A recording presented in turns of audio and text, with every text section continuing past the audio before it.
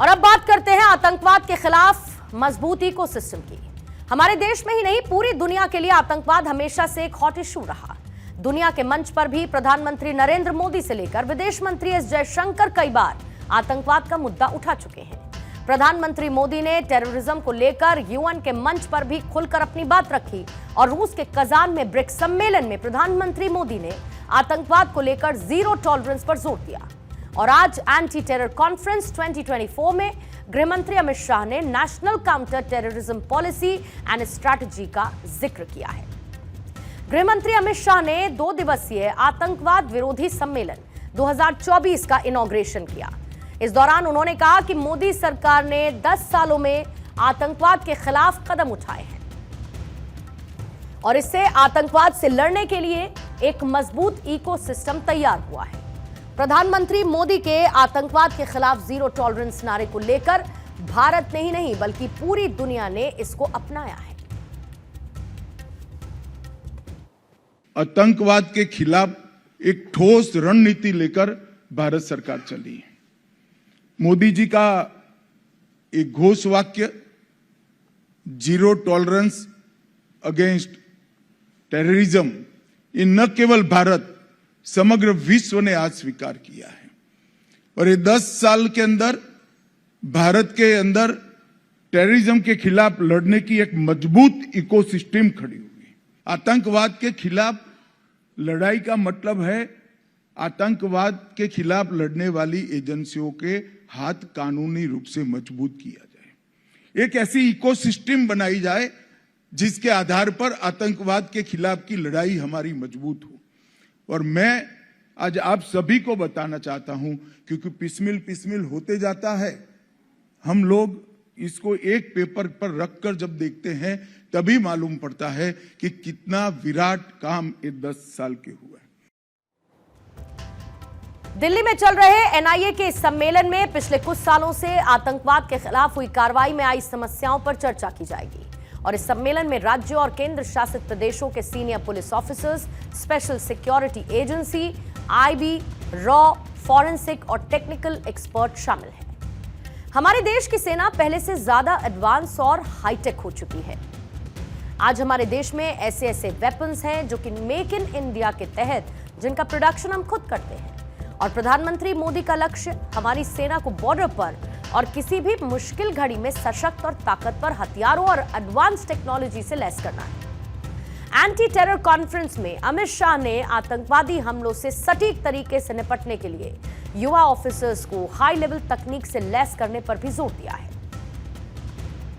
Defence sector को मजबूत करने के लिए मोदी सरकार प्रतिबद्ध है।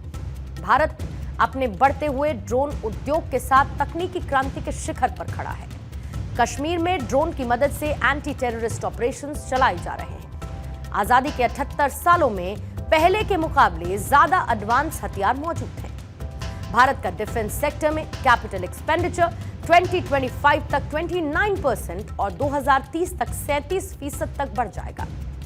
भारत की सरकार ने पिछले कुछ सालों में देश के रक्षा बजट में जबरदस्त बढ़ोतरी की है। ये कुछ की पॉइंटर्स जिनका मैंने जिक्र किया, जो कि अमित शाह ने बताया। कुछ महीने पहले प्रधानमंत्री मोदी ने लॉकहीड मार्टिन के सीईओ से मुलाकात की थी। अमेरिकी विमान निर्माता लॉकहीड मार्टिन वो कंपनी है जिसके हथियारों की जरूरत जंग के वक्त दुनिया भर के कई देशों को पड़ती है। अगर आप देखेंगे तो आधे से ज्यादा हथियार इसी कंपनी के हैं। दुनिया के सबसे हाईटेक हथियार यही कंपनी निर्मित करती है। और अब ये कंपनी भारत में आखिर दिलचस्पी क्यों दिखा रही है? इसके पीछे प्रधानमंत्री मोदी की बढ़ती हुई लोकप्रियता और उनकी कूटनीतिक छवि है। जब से केंद्र में मोदी सरकार आई तब से भारत में हथियारों की बिक्री के साथ साथ उत्पादन भी बढ़ा है, प्रोडक्शन एनहांस हुआ है। प्रधानमंत्री ने दीपावली से पहले सरहद के शूरवीरों और भारतीय सेना को बड़ी सौगात दी।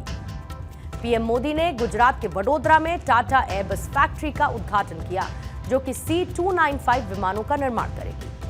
C295 एयरक्राफ्ट सेना का संकट मोचक बनेगा। स्पेन के साथ भारत ने 56 विमान बनाने का समझौता किया है। टाटा कंपनी भारत में इस विमान को बनाएगी और 40 कार्गो C295 विमान का निर्माण वडोदरा फैक्ट्री में होगा। कुछ समराइज पॉइंट आपके सामने रख देती हूं। स्पेन के साथ भारत ने 56 विमान बनाने का समझौता किया है। 16 विमान स्पेन में बनेंगे और बाकी के 40 TACL बनाएंगे। आधुनिक सेनाओं को उनकी जरूरतों को पूरा करने के हिसाब से इसको डिजाइन किया गया है। C295 एयरक्राफ्ट भारत में एवरो 748 विमानों की जगह ले।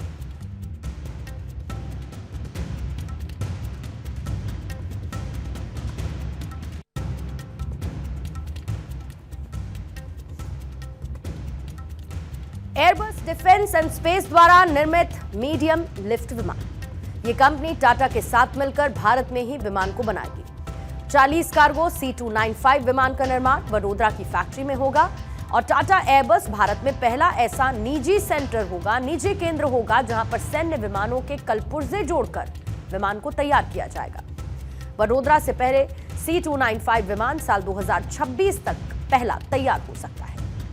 इस मौके पर प्रधानमंत्री मोदी ने रक्षा क्षेत्र से जुड़ी हुई कई अहम बातें बताई और वो बातें भी आपको सुननी चाहिए, क्योंकि मोदी के इस भाषण में मेक इन इंडिया के साथ साथ मेक फॉर वर्ल्ड का मिशन भी छिपा है, जिसे सशक्त करने का प्रण मोदी ने लिया है। हम भारत और स्पेन की पार्टनरशिप को नई दिशा दे रहे हैं। हम C295 ट्रांसपोर्ट एयरक्राफ्ट के प्रोडक्शन की फैक्ट्री का शुभारंभ कर रहे हैं। ये फैक्ट्री भारत स्पेन संबंधों को मजबूती देने के साथ ही make in India, make for the world इस मिशन को भी सशक्त करने वाली है। डिफेंस में नया जोश, नए भारत की नई अप्रोच के साथ दुनिया में हथियारों का नया दौर शुरू हो रहा है। नए भारत की तस्वीर के साथ डिफेंस में भारत नई इबारत लिख रहा है। भारत के डिफेंस अप्रोच ने किस तरीके से दुनिया की सोच बदली। मोदी के विजन ऑफ न्यू इंडिया ने भारत को दुनिया की मजबूत सैन्य शक्ति बनाया और यही वजह है कि दुनिया के ताकतवर देश आज हिंदुस्तान का लोहा मानते हैं।